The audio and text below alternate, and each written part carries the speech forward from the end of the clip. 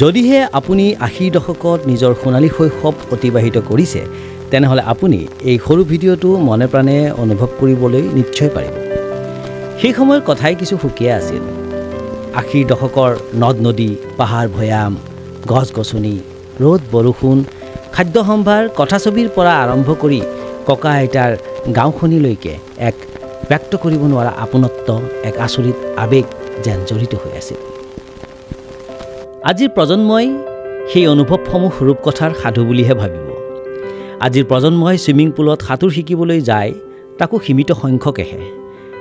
৮০ দশকত বন্ধুৰ সৈতে কলং বা নদীত ঘণ্টাজুৰি গা ধোৱা বা সাঁতোৰাৰ মাদকতাই বেলেগ আছিল।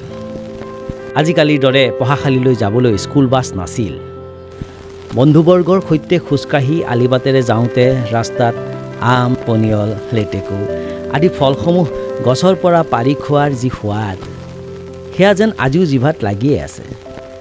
বৰ্তমানৰ দৰে খাদ্য সম্ভাৰত যি বিবিধতা আছে, সেই সময়তো সেয়া নাথাকিলেও কিন্তু মা, জেঠাই, খুৰীহঁতে বিভিন্ন ধৰণৰ শাকেৰে যি মাছৰ আঞ্জা বনাইছিল তাৰ সোৱাদ পাহৰিব নোৱাৰা।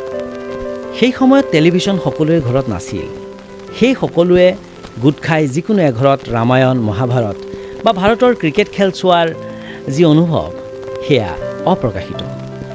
গৰমৰ বন্ধত ককা আইতাৰ গাঁৱলৈ যোৱাৰ আনন্দ হয়তো আজিৰ প্ৰজন্মই অনুভৱেই কৰিব নোৱাৰিব।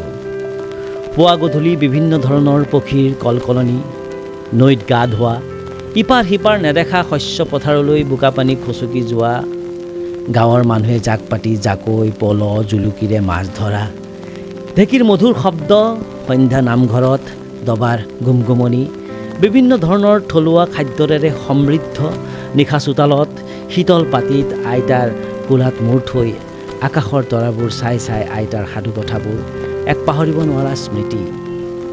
৮০ দশকত মোবাইল ফোন প্ৰচলন নাছিল। গতিকে আগজাননী নিদিয়াকৈ যেতিয়া কোনো আত্মীয় অথবা আলহী ঘৰলৈ হঠাৎ আহি ওলাইছিলহি, সেয়া এক বুজাব নোৱাৰা আনন্দ আছিল।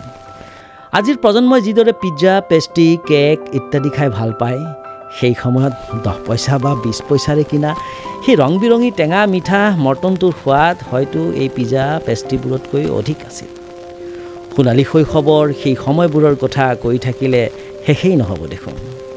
এই ভিডিঅ'টো চাই যদি আপোনালোকে অলপ হ'লেও আৱেগিক হৈ পৰিছে, নষ্টালজিক হৈ পৰিছে, তেন্তে চেনেলটো লাইক আৰু ছাবস্ক্ৰাইব কৰিবলৈ নাপাহৰিব।